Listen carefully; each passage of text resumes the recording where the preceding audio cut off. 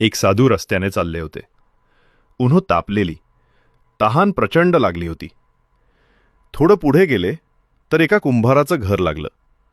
साधूंनी त्या कुंभाराला नम्रतेने विचारलं, बाबा, थोडं पाणी मिळेल का? कुंभार म्हणाला, महाराज, नक्की, आणि आदरपूर्वक त्यांना पाणी दिलं.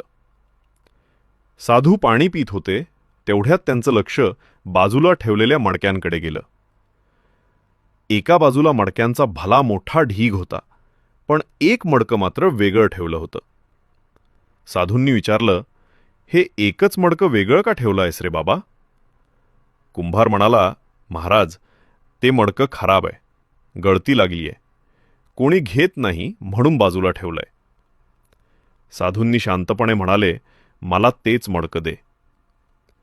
कुंभार थोडा चकित झाला. महाराज, तुम्हाला हवं असेल तर चांगलं मडकं घेऊन जाना, फुटकं मडकं नेऊन काय फायदा? पण साधूंनी ठामपणे सांगितलं, देणार असशील तर हेच दे, नाहीतर काही नाही.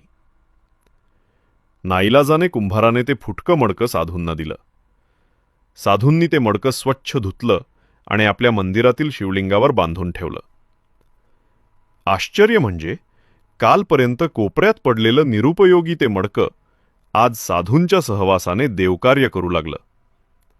भक्त येऊ लागले तेव्हा शिवलिंगाला नमस्कार करताना त्या मडक्यालाही डोकं लावत होते. त्यांच्या मनात आनंद पसरत होता. जर एक मातीचं मडकं साधूंच्या संगतीने इतकं पवित्र होऊ शकतं, तर आपण मनुष्य म्हणून जर गुरूंच्या, संतांच्या, चांगल्या व्यक्तींच्या सहवासात राहिलो तर आपलं जीवन किती सुंदर घडेल. म्हणूनच संगत चांगली असावी. जय जय रामकृष्ण हरी.